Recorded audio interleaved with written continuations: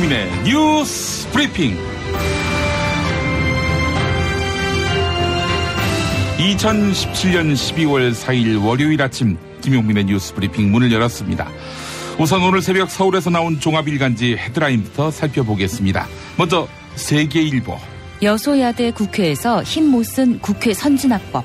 계속해서 경향신문. 큰 정부냐 작은 정부냐 진보와 보수 예산 충돌하다. 또 한겨레. 아동수당과 기초연금 선거 셈법에 후퇴했다. 그리고 동아일보.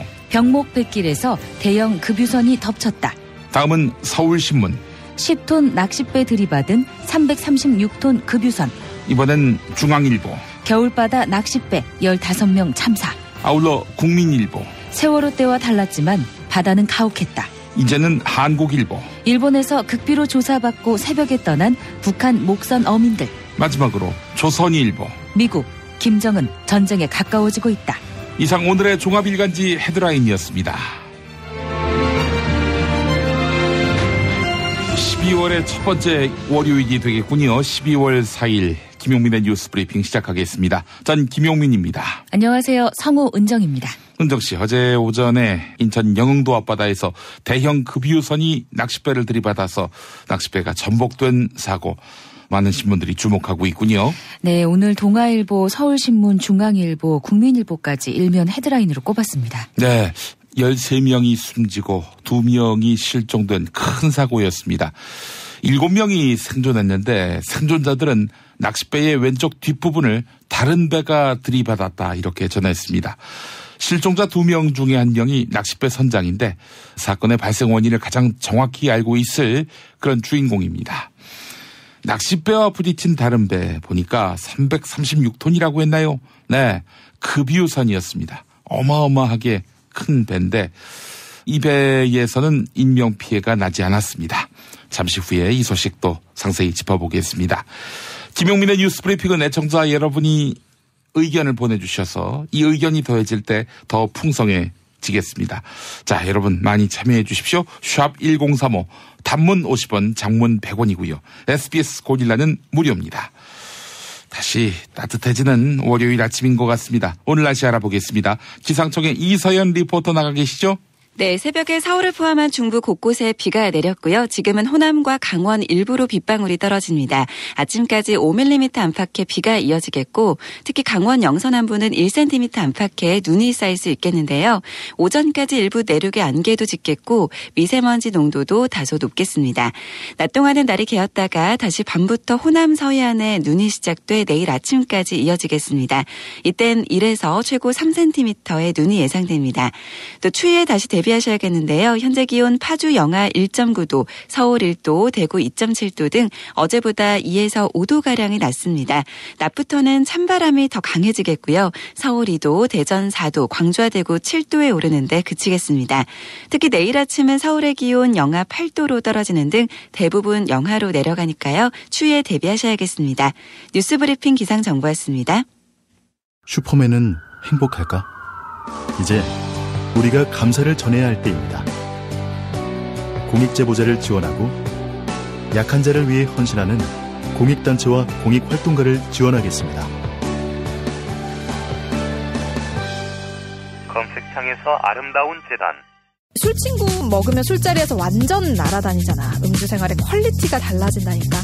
이 연말 회식도 술친구만 있으면 걱정 없어. 연말 회식 절대 강자 술친굼. 술친굼 공식 쇼핑몰 회원만을 위한 추가 증정 이벤트를 확인하세요. 허리가 아파요. 아랫배가 나와요. 골반이 바로 서야 건강도 아름다움도 바로 섭니다. 바디로직을 입으세요. 토크밴드의 입체적인 탄력이 틀어진 골반을 바로잡습니다. 간편하고 확실한 골반 교정 타이즈 바디로직. 야, 근데 홍어가 진짜 그렇게 몸에 좋아? 아니, 끝내준다니까. 근데 비싸지? 별나 싸고 열나 맛있는 홍어가 있다니까. 어디? 알싸한 홍어. 네이버 검색창에 알싸한 홍어를 검색하시고 1599-6456 전화 주문도 가능합니다. 천지개벽 업데이트. 27개 반지의 주인이여 최강 대 최강. 하늘이 열린다. 천지개벽 MG 지금 다운로드. 학교에서는 어휘 개념을 하나하나 설명해줄 시간이 정말 부족하잖아요. 그럼 어떡하죠? 어휘 공부의 정성. 초등어휘 3천, 초등어휘 5천. 검색창에 초등어휘 3천을 쳐보세요. 입맛 없으신 부모님, 공부하는 우리 아이들 야식거리, 손님 맞이 음식까지 참 걱정이네, 걱정이야. 이제 이런 걱정 끝! 믿을 수 있는 남도 먹거리 쇼핑몰이 있으니까요. 전통 방식 그대로 100% 한우 나주곰탕과 현미 쌀국수로 가족의 건강을 책임집니다. 다음 포털에서 남도 먹거리를 검색하세요.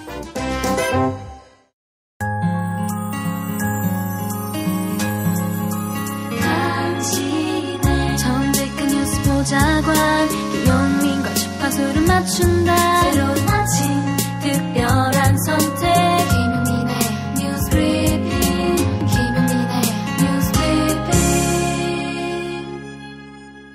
어제 인천 해상에서 낚시어선 선창 1호가 급유선과 충돌해서 10명 이상의 승객이 숨지는 사고가 발생했습니다. 이에 따라서 느슨한 낚시어선 안전망을 강화해야 한다. 이런 목소리가 높아지고 있습니다. 해양수산부에 따르면 지난해 낚시어선의 이용객 수는 340만 명에 달했습니다.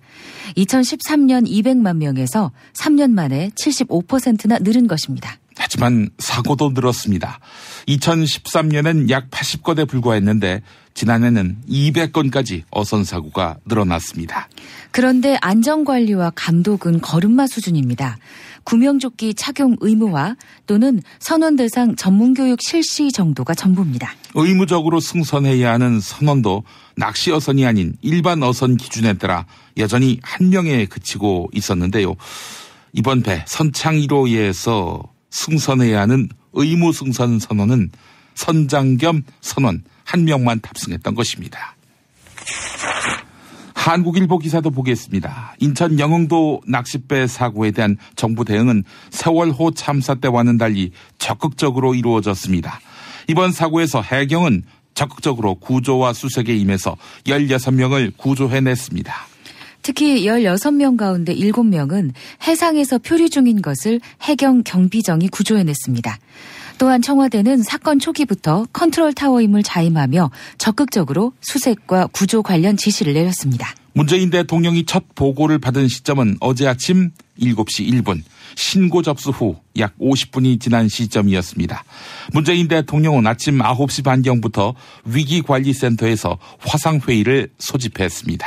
세월호 참사 당시 박근혜 대통령에게 첫 보고가 들어간 시점은 신고 접수 후 약 1시간 10분이 지난 오전 10시였는데요. 그나마도 서면 보고였습니다. 내년도 예산안의 법정 처리 시한은 지난주 토요일이었죠. 하지만 예산안 처리는 토요일에 끝내 무산됐습니다. 공무원 증원과 최저임금 인상과 같은 사항에서 여야가 입장차를 좁히지 못한 것인데요. 핵심 쟁점은 공무원 증원에 필요한 5천억 원, 그리고 최저임금 인상에 따른 일자리 안정 지원 자금 약 3조 원입니다. 공무원 증원 규모를 놓고 여당인 더불어민주당은 약 10,000명을 제시했는데요. 자유한국당은 7,000명, 그리고 국민의당은 9,000명을 고수해서 끝내 여야가 합의를 이루지 못한 것입니다. 이에 대해 더불어민주당 우원식 원내대표는 야당은 문재인 정부가 하는 일을 어떻게 해서든지 못하게 하려는 것 아니냐 이렇게 지적했습니다.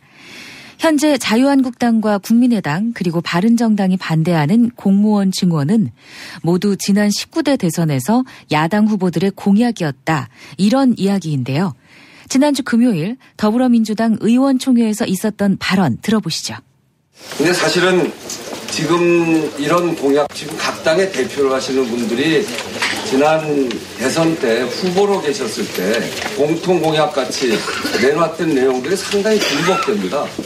그래서 왜 이걸 이렇게 반대하는지, 문재인 정부가 하는 일이면 어떻게든지 못하게 하려고 하는 그런 거 아닌가 하는 생각이 들 정도로 정말로 여소야대인 것이 한탄스러울 정도로 이렇게 꼭 필요한 민생 예산들이 발목 잡히는 거에 대해서 참 속도 상하고 속상하면서 막 가슴이 답답해서 터질 것 같다, 이런 말씀드립니다. 당신들도 그 공약 내걸지 않았느냐는 민주당 지적에 대해서 국민의당 김경진 의원은 이렇게 반박했습니다.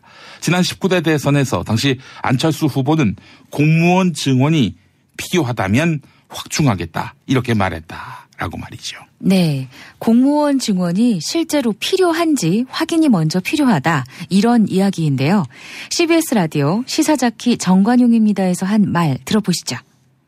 안철수 후보가 지난 대선 때 소방관 17만 명 늘리겠다고 했습니까?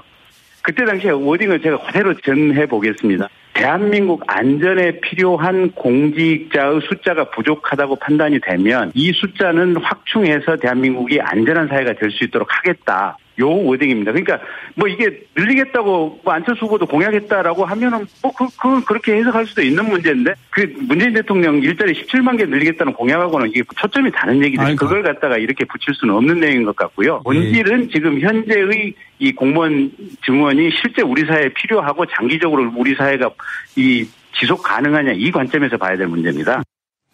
2014년 국회 선진화법이 시행된 이후 예산안 처리가 법정 시한을 지키지 못한 경우는 이번이 처음인데요. 여야는 오늘 본회의를 열어서 막판 대타협에 나설 계획입니다.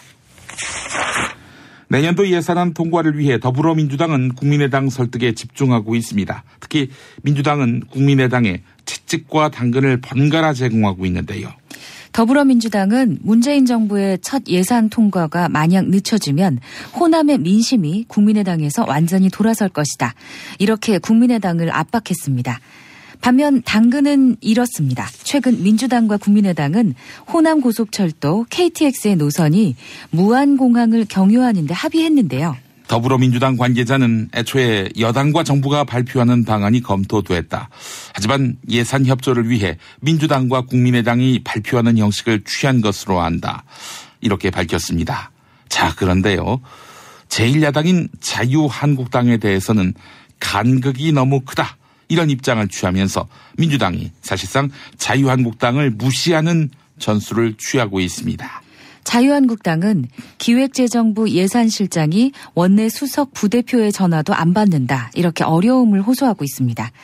조선일보는 자유한국당 패싱, 즉 건너뛰기란 말도 나온다. 이렇게 여의도의 분위기를 설명했네요.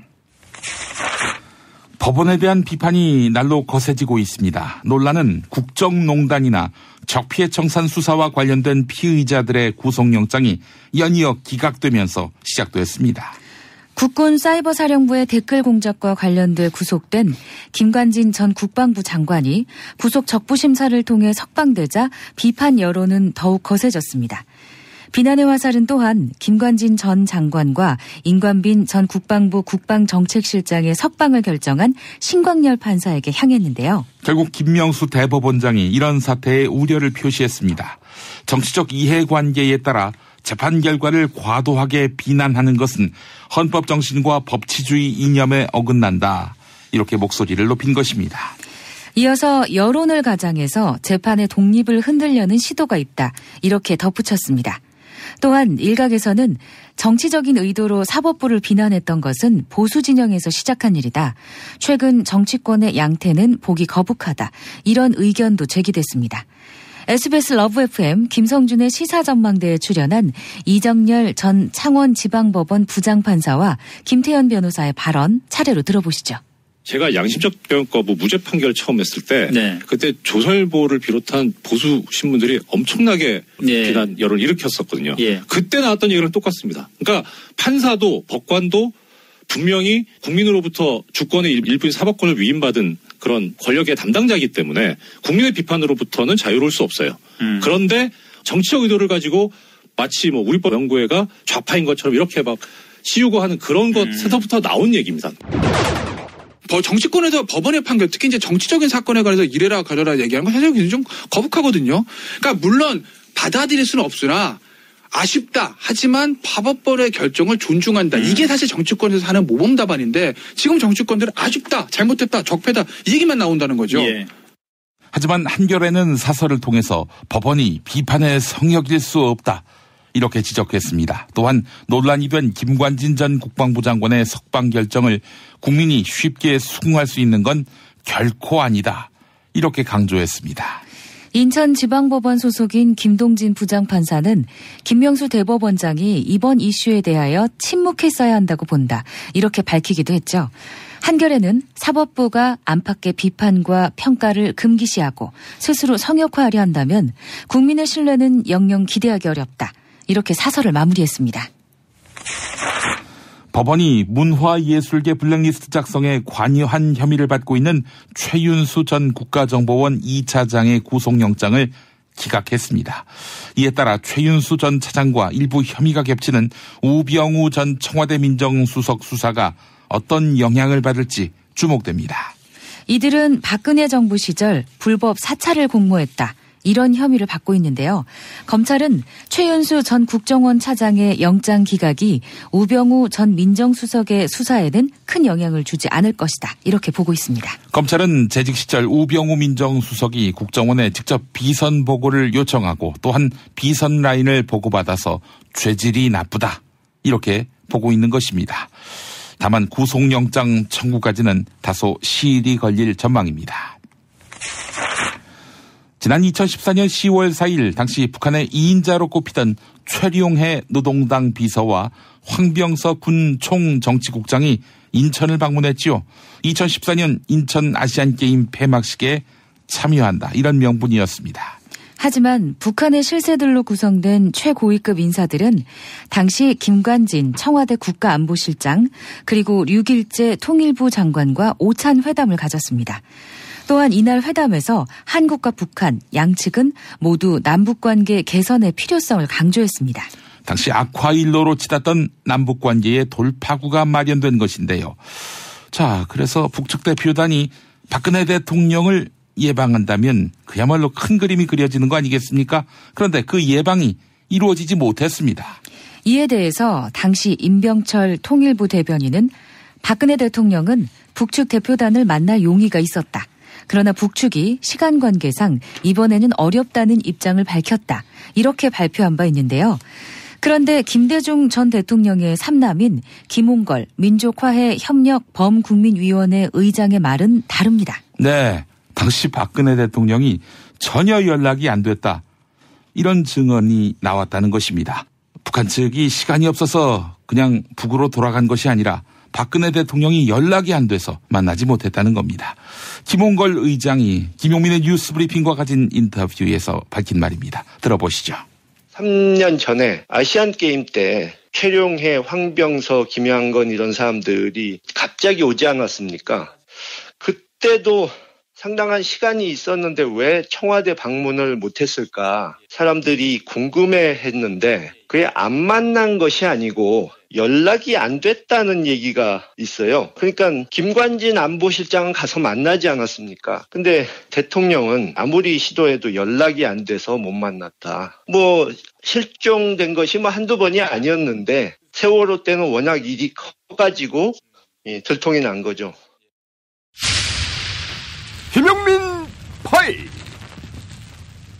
최근 민족화해협력범국민협의회 의장이 된 김홍걸 더불어민주당 국민통합위원장 김용민의 뉴스브리핑과 인터뷰를 가졌는데 주제는 심재철이라는 사람. 이제 그분이 내란 음모 사건 피의자로 재판을 받지 않았습니까? 홍범으로. 근데 그 당시에 저희 아버지와 아무 인연이 없었음에도 불구하고 공작금을 받고 지시를 받아서 학생 시위를 주도하고 내란 음모를 했다. 1988년 50 청문회 당시 증인이던 심재철 전 서울대 총학생회장도 같은 말을 했는데 제가 법정에 서기 전까지는 어떠한 연관도 없었습니다. 당시 보안사는 심재철에게 고문을 가하며 거짓 자백을 시키더니 거짓 수정까지 시켰던 바. 학생한테 그 당시 1,000만 원은 굉장히 큰 돈이었거든요. 그러니까 학생한테 1,000만 원 너무 많다. 500으로 줄여서 써라. 자기들이 그렇게 자백하라고 고문해놓고선 다시 쓰라고 그런 일까지 있었는데 신군부의 고문에 백기를 든 유일한 사람. 바로 심재철. 다른 분들은 다 당당하게 끝까지 버텼는데 심재철 씨만 그들에게 굴복을 한 거죠. 그래서 재판 중에도 뼈저리게 반성한다고 계속 얘기를 하고 그런 점을 좀 우리가 예상 못하지 않은 것이 그보다 몇 달 전에 그 아버지께서 해금이 되셔가지고 서울대를 방문했을 때도 그 당시 심재철 씨가 서울대 학생회장이었는데 그러니까 나타나서 아버지에게 우리는 뭐 당신 같은 정치인들하고는 상대 안 한다. 실제 그러했으니 50 청문회 당시 발언. 왜 그러느냐? 정치인들이 학생들에게 신망을 못 받았습니다. 그때. 신망을 못 받는 사람들을 캠퍼스로 불러들여서 얘기를 들을 필요가 없었습니다. 당시 야당 지도자였던 김대중 전 대통령을 무시하고 박대했던 심재철 씨. 이래놓고는 나중에는 김대중에게 공작금 받았다고 말하는 꼴. 비록 고문에 의한 허위 자백이었지만 김홍걸 위원장의 또 다른 증언. 그 연금이 돼 있어가지고 외부 방문객이 올 수가 없고 어머니도 외출을 잘 못하실 때였는데 하루는 보안사 수사관이 심재철 씨를 데리고 왔어요. 근데 저는 그땐 누군지도 몰랐죠. 근데 데리고 와서 집안 구석구석을 이렇게 보게 해주는 거예요. 그래서 뭔가 했는데 나중에 알고 보니까 이제 재판 중에 언제 동교동 집에 와서 뭐 어디 예를 들어 안방에서 만나서 공작금을 받았다. 뭐 이걸 진술을 해야 되는데 집안 구조를 모르면 안 되지 않습니까? 진술을 제대로 하려면. 그러니까 와서 사전 답사를 시킨 거예요. 그때 이제 심재철 씨를 처음 봤습니다. 신군부에 협조했던 심재철은 훗날 MBC 기자가 되는데 악질 학생운동 출신인 이 전두환 정권에서 보기에 그런 사람이 방송국에 철저히 국가에서 통제하던 방송국 기자가 된다는 건 있을 수가 없는 얘기죠. 그러니까 확실하게 그 전향을 했다는 뜻이고. 김홍걸 위원장 폭로의 대미는? 사실 심재철 씨는 운동권 이렇게 같이 했던 사람들 앞에서는 길을 펴질 못합니다. 자신의 그 비굴했던 과거를 너무 그 사람들이 잘 아니까. 1980년 신군부의 5.17 비상계엄도 일종의 내란이지요. 아무리 고문당했다고 하지만 심재철 국회 부의장도 내란에 동조한 셈입니다. 김홍걸 위원장 발언이 사실이라면요. 누구에게 내란 운운할 처지는 아닌 것처럼 보이는데요. 심재철 부의장의 반론이 있다면 즉각 반영하겠습니다. 살다 보면 꽃 주문할 일이 생깁니다. 1566-0263 네이버에서 검색된 사이트보다 최대 2만 원 싸게 해드립니다. 좋은 사람과 플라워 1566-0263 잊지 마세요.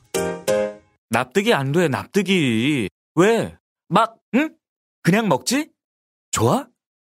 미궁 유산균 사랑! 빵빵한 너에게, 민감한 너에게, 매일매일 너에게, 약해진 너에게.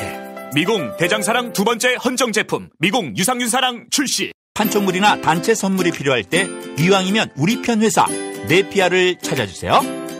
인터넷 검색창에 네피아를 치시거나 032-519-4800으로 전화주시면 친절하게 상담해드립니다. 그런데 상품은 뭔가요? 네피아를 가서 고르세요. 3만 가지가 넘는 물품이 있어요. 뉴트리션 닥터스에서 만든 콜라겐 몰라요? 콜라겐이라고 다 같은 콜라겐이 아니에요. 체내 흡수가 잘 되는 저분자 PC 콜라겐이거든요. 약국에서 찾으세요. 뉴트리션 닥터스는 약국식품 전문기업입니다. 문의전화 1688-5807 1688-5807. 운전자를 위한 꿀팁 7,000원 운전자 보험 카페.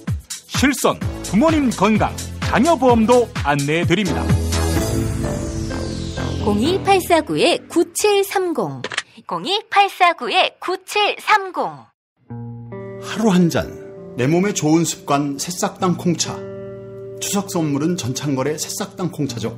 전화 구매는 070-8635-1288 070-8635-1288. 다이어트를 위한 꿀팁. 동결건조 채소와 곡물, 단백질, 그리고 효소와 비타민, 미네랄로 만든 다이어트 전용 그린 스무디로 하루 한두 끼만 바꿔 드세요. 비타샵에서 만나요. 노력한 만큼 내어주는 자연. 그 자연의 마음을 알기에 정성농장 홍삼. 검색창에서 정성농장 홍삼을 검색해주세요. 010-9754-6972 SBS 러브 FM 김용민의 뉴스 브리핑. 서울인 전경기 지역 103.5, KNN 러브 FM으로는 부산 105.7, 창원을 비롯한 주요 경남권에서는 90.9로 함께하고 계십니다. SBS 고릴라를 통해서는 전 세계 어디서든 들으실 수 있고요.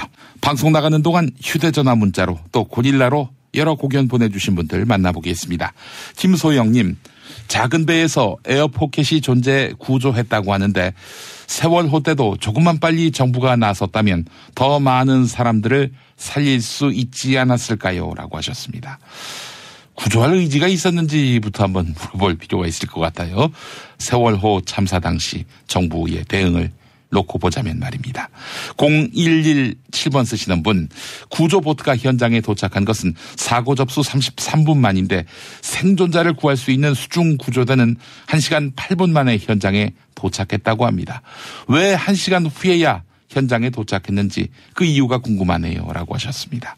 김성식님, 선실 안에 계신 분들 희생이 컸다고 하는데 배의 구조 개선도 규정이 새로 만들어져야 하지 않을까요? 라고 하셨습니다. 8672번 쓰시는 분, 국회의원 세비와 보좌관 증언에는 여야가 찰떡궁합이더니 국가예산 처리에는 국민 핑계대면서 당리만 챙기시나요? 염치가 그리도 없으십니까? 라고 하셨습니다.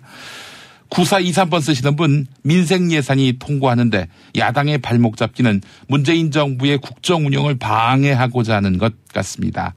야당 의원들은 도대체 누구를 위해서 정치하나요? 라고 반문해 주셨습니다. 네, 여러분의 의견 감사합니다. 공지사항이 있습니다. 오늘 12월 15일, 그날이 금요일일 겁니다. 낮 2시 목동 SBS 1층 락 스튜디오에서 러브 FM 패밀리 콘서트 와일드 쇼가 열립니다. 저 김용민과 정봉주 전 의원, 주진우 시사인 기자, 안민석 더불어민주당 의원이 함께합니다. 방청 신청은 신청사연과 함께 문자로 주시면 되고요. 역시 샵1035 단문 50원, 장문 100원입니다. 언론의 암흑기, 당신의 뉴스 길라잡이, 김용민 브리핑. 생방송 청취 방법은 SBS 애플리케이션 고릴라의 러브 FM, 지상파 FM 라디오로는 서울 인천 경기 103.5, 부산 105.7, 창원 90.9로 함께하실 수 있습니다. 대한민국 최고의 뉴스 전달자 김용민, 그를 월요일부터 금요일까지 아침마다 만나보세요. 박근혜 정부 청와대가 이른바 텅 빈 컴퓨터를 문재인 정부 청와대에 넘겨주었다. 이런 보도 지난 5월에 접하셨죠. 당시 청와대 관계자는 청와대 컴퓨터를 확인해 보았더니 아무것도 남아있지 않았다. 이렇게 밝힌 바 있습니다. 그런데 박근혜 정부 청와대가 외부 해킹을 막는 보안 시스템도 제대로 인계하지 않았던 것으로 드러났습니다. 청와대 관계자는 보안 시스템이 처음부터 존재하지 않았던 것인지 아니면 자료를 삭제하는 과정에서 함께 지워버린 것인지는 알 수 없다. 이렇게 전했는데요. 최근에 이정도 청와대 총무비서관은 매달 500건 이상의 해킹 시도가 있었다. 이렇게 밝혔는데요. 청와대는 우선 임시 시스템을 구축해서 대응 중입니다. 해킹 시도가 빈번하게 일어나는 상황에서 이를 막아주는 보안 시스템이 한동안 아예 없었던 것입니다. 청와대 측은 임시 시스템을 구축한 이후 아직 해킹 공격이 성공한 적은 없다. 내년에 배정될 예산을 이용해 성능 개선 작업을 할 예정이다. 이렇게 설명했습니다. JTBC 단독 보도였습니다. 경기도의 한 민간 어린이집에 3살 아이를 보내는 임모 씨. 특별활동 명목으로 매달 10만 원 이상을 어린이집에 냅니다. 어린이집에서 영어와 발레 같은 특별활동 수업이 진행되기 때문인데요. 어린이집에서 특별활동비나 차량 운영비 또는 급식비를 요구하는 상황인데요. 임모 씨처럼 부모들의 민간 어린이집 이용 부담은 여전한 것으로 나타났습니다. 박근혜 정부에서는 무상 보육을 내걸고 보육료 지원을 시작했는데 보건복지부에 따르면 어린이집에서 합법적으로 부모들에게 요구할 수 있는 추가 경비, 이른바 어린이집 필요 경비 상한액이 한 해 최고 300만 원에 달했습니다. 이 때문에 일부 부모들은 무상 보육이 아니라 현실은 반값 보육이다. 이렇게 부담을 호소하고 있습니다. 어린이집 필요 경비 상한은 정부와 지방자치단체에서 결정하고 있는데요. 세계일보는 필요 경비 상한은 높게 설정됐지만 이에 대한 관리는 제대로 이루어지지 않고 있다. 이렇게 지적했습니다. 이명박 정부 시절인 2010년 구제역이 발생하면서 정부는 돼지 300만 마리 이상을 살처분했습니다. 당시 전국에서 사육되던 돼지의 수는 1000만 마리였는데요. 10마리 가운데 3마리가 살처분된 것입니다. 이를 두고 더불어민주당 김현권 의원은 국민의 정부 시절부터 박근혜 정부까지, 즉 4개의 정부에서 사용된 살처분 비용의 70%를 이명박 정부가 사용했다, 이렇게 지적했습니다. 소와 돼지 살처분에 3조가 넘는 돈을 쏟아부은 것입니다. 예, 김현권 의원은 방역을 하려고 썼겠지만 좀 이상하다, 이렇게 덧붙였습니다. TBS 라디오 김어준의 뉴스공장에 출연해서 했던 말 들어보시죠. 원래 질식사를 시켜서 다 묻도록 되어 있는데 그때 방송에 이제 살아있는 상태로 그냥 묻는, 그때 방역 인력이나 이런 체계들이 제대로 준비되지 않은 상태에서 속수무책으로 막 당하고 이러면서 어마어마하게 묻었고 결과적으로 전국토를 오염시켰고, 그래서 이명박 정부 초기 때만 해도 전국의 한우 농가 숫자가 20만 호였어요. 근데 그 과정을 거치면서 10만 호 이하로 떨어졌고요. 지금 8만 6천 호입니다. 더불어민주당 김현권 의원은 한우 농가가 절반 이하로 줄은 상황을 지켜보며 이명박 전 대통령 이 양반 정말 뒤끝 있는 사람이구나, 이렇게 생각했다고 이야기했습니다. 이명박 정부는 초기에 광우병 파동으로 곤혹을 치렀었죠. 이후에 이명박 정부는 한우 농가 지원 사업인 송아지 안정제를 고쳐서 사실상 유명무실화해버렸습니다. 송아지 안정제 재원의 절반은 농민이 적립한 것이었는데 말이죠. 김현권 의원은 이명박 정부가 대량 살처분 이후 송아지 안정제 지원을 없앴고 이에 송아지 가격이 폭락했다. 결국 한우 농가가 줄어 미국산 소고기 수입의 증가로 이어졌다, 이렇게 설명했습니다. 최근 더불어민주당 진선미 의원은 이명박 전 대통령의 비자금을 재수사해야 한다, 이렇게 촉구했습니다. 2010년 당시 이명박 대통령의 아들 이시형 씨가 살던 삼성동 아파트의 전세금은 6억 4천만 원이었는데요. 그런데 이 전세금 가운데 약 4억 원을 당시 이명박 정부 청와대 직원들이 대납했다, 이런 단서가 발견된 것입니다.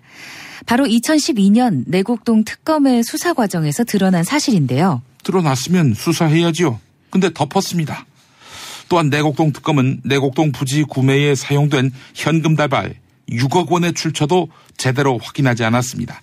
내곡동 특검은 현금 6억 원을 이시영 씨가 큰아버지인 이상은 씨에게 빌린 것으로 보고 수사를 종결했습니다.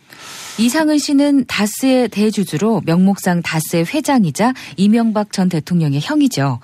하지만 이상은 회장의 부인 박모 씨는 내곡동 특검의 조사 과정에서 6억 원을 빌려줬다는 이야기는 금시초문이다, 이런 반응을 보였다고 합니다. 다스 내부 사정에 해박한 익명의 제보자가 시사인 주진우 기자에게 증언한 내용 이제 들려드릴 텐데요.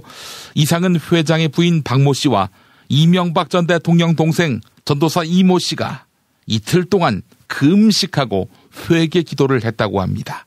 두 사람은 독실한 기독교인으로서 거짓말 안 하는 것을 삶의 수칙처럼 여겼는데요. 내곡동 특검에다가 거짓말한 것을 크게 후회했다는 것입니다. 한편 이 제보자는 다스는 이명박 전 대통령 소유가 1000% 맞다, 이렇게 주장했는데 팟캐스트 김어준의 다스베이다의 한 장면 들어보시겠습니다. 박 사모님께서 굉장히 그 죄책감을 느껴서 가족들이 다 모여서 회개 기도를 올렸다, 이런 얘기를 들었어요. 검찰 조사에 너무 거짓말을 많이 해서 자책감이 들어서 몇몇 분이 와서 구이동 자택에서 회개 기도를 했습니다. MB 여동생도 왔었습니다. 왜 그런 기도를 했냐면 그 특검에서 자금 출처라든지 이런 돈 거래를 증빙 자료를 만들기 위해서 막내 동생 전도사님이죠. MB의 여동생인 전도사님께 부탁을 해서 그 특검 자금 출처를 만들어 달라고 해서 그 자금 출처를 만들었습니다. 만들어 왔는데 그게 다 허위이기 때문에 전도사로서의 죄책감 때문에 그날에 2끼 금식을 한 후 회개 기도를 했습니다. 금식 기도 후 회개 기도를 했군요. 다스가 김재정 겁니까? 아닙니다. 다스가 이상은 회장 겁니까? 아닙니다. 다스가 MB 겁니까? 1000% 맞습니다. 1000% 맞습니다. 다스가 누구 겁니까? 이명박 전 대통령입니다. 내곡동 특검은 개시 단 30일 만에 수사를 종료했는데요. 역대 특검 가운데 가장 짧은 수사기간이었고 당시 대통령은 이명박 씨였습니다. 도널드 트럼프 미국 대통령의 정치 생명이 위협받게 됐습니다. 미국의 로버트 뮬러 특검은 러시아의 미국 대선 개입 의혹에 대해 수사하고 있는데요. 최근 뮬러 특검은 마이클 플린 전 백악관 국가안보보좌관을 기소했습니다. 플린 전 국가안보보좌관이 연방수사국 FBI에 허위 진술을 했다 이렇게 인정했기 때문입니다. 플린 전 국가안보보좌관은 또한 지난해 12월 당시 트럼프 대통령 당선자 측 고위 인사의 지시로 러시아 관리와 접촉했다. 이렇게 스스로 유죄를 인정했습니다. 이에 트럼프 대통령은 어제 아침 자신의 SNS에 플린 전 국가안보보좌관은 FBI에 거짓말을 했기 때문에 해임된 것이다. 그는 이 거짓말에 대해 양형 거래를 했다. 하지만 플린 전 국가안보보좌관이 거론한 지난해 12월 인수위원회에서의 활동은 합법적이었다. 이런 글을 올렸습니다. 자, 플린 전 국가안보보좌관이 지난해 12월 당시 합법적인 행동을 했지만 감형받기 위해 유죄를 인정했다. 이런 이야기인데요. 러시아 게이트에 대한 결백을 주장한 것이긴 한데 법조계에서는 FBI에 거짓말한 것을 트럼프 대통령이 알았다면 이건 사법방해죄에 해당한다라는 지적을 내놓고 있습니다.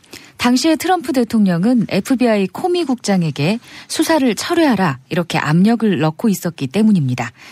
플린 전 국가안보보좌관이 거짓말을 한 것을 알고 코미 FBI 국장에게 수사 철회 압력을 넣었다. 이런 이야기가 되는 것입니다. 해직된 지 2000일이 넘은 이용마 MBC 해직 기자가 리영희 상을 수상했습니다. 2010년 타기한 리영희 선생, 이른바 사상의 은사로 불리며 불굴의 의지로 진실을 추구해온 언론인이라는 평가를 받고 있습니다. 리영희 재단은 공영방송 정상화 투쟁의 선봉에 서서 싸워온 이용마 기자를 제5회 리영희상 수상자로 선정했다. 이렇게 밝혔습니다. MBC 파업을 주도해 해직된 이용마 기자는 항암 치료를 위해 입원 중이었는데요. 지난주 금요일 이용마 기자는 시상식에 참석하기 위해 행사장인 서울 마포구 한겨레 신문사까지 구급차를 타고 이동했습니다. 이용마 기자는 쌍둥이 아들 현재군 그리고 경제군과 함께 상을 받았는데요. 수상 소감 들어보시겠습니다. 제가 오늘 이 자리에 어렵게 나온 또 다른 이유는요. 제 어린 아이들 현재 경제를 위해서입니다. 아빠의 자랑스러운 모습을 보여주기 위해서입니다. 저랑 함께 상을 받았고요. 꽃다발까지 받았으니 아마 영원히 잊지 못하지 않을까 기대해 봅니다. 이제 제 생명의 불꽃이 조금씩 소진되는 걸 몸으로 느끼고 있는데요. 인명은 제천이라고 하니까 모든 걸 하늘의 뜻에 맡기고 또 그 운명을 받아들일 줄 아는 것이 어떻게 보면 우리가 해야 될 겸손함이 아닌가 생각을 해봅니다. 탄핵 때문에 뭐 이야기를 전달을 하려고 해도 길을 막고 듣질 않아요. 패족 수준으로 쪼그라든 한국 보수. 회생의 길은 과연 있을까? 변화된 정치 환경, 갈 길 잃은 보수에게 새로운 희망을 제시한다. 애국보수의 화려한 부활과 집권을 위한 본격 가이드, 김용민의 신간, 보수를 지켜라. 진중권도 투표하는 보수 정당, 광주에서도 일당이 될 수 있는 보수 정당, 젊은이들의 입당이 줄을 잇는 보수 정당. 언제까지 민주당 정의당을 부러워만 할 것인가? 부러우면 진다니까? 자유한국당 당원 김용민이 쓴 보수를 지켜라. 이김에서 나왔습니다. 말기암과 사투를 벌이고 있는 이용마 기자. 이 이용마 기자 이름의 마자가 말마자인지는 알 수 없습니다. 방금 들으신 대로 이용마 기자는 꿈을 이야기했습니다. 그 꿈은 맑은 꿈일 것이고요. 누구보다도 자유롭고 싶은 꿈일 것입니다. 이문세의 야생마를 띄웁니다. 그가 휠체어를 딛고 일어서 힘차게 취재 현장을 누비는 날, 야생마처럼 누비는 날, 그날을 갈망하며 말입니다. 김용민의 뉴스 브리핑이었습니다. 오늘도 나는 광야를 달린다. 잊혀져가는 맑은 꿈을 찾아서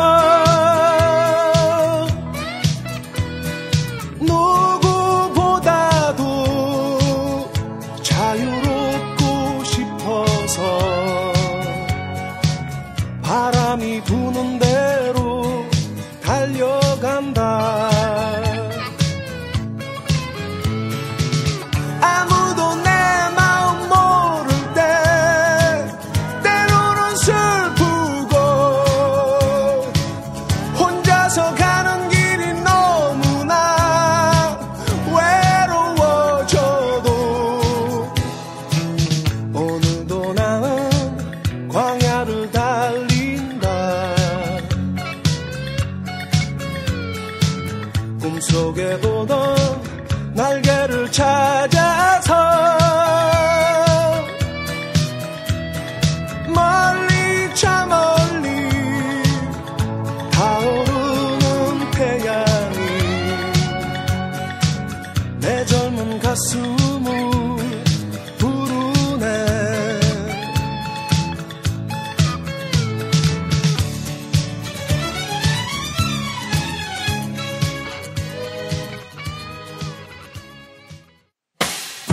김용민 브리핑과 함께한 시간 어떠셨어요? 다음 시간에도 보다 바르고 알차며 즐거운 정보로 여러분을 찾아가겠습니다. 팟캐스트 포털 팟빵에서 다운로드하기, 구독하기, 별점 주기, 댓글 달기로 응원해주세요. 잊지 마세요. 다운로드하기, 구독하기, 별점 주기, 댓글 달기.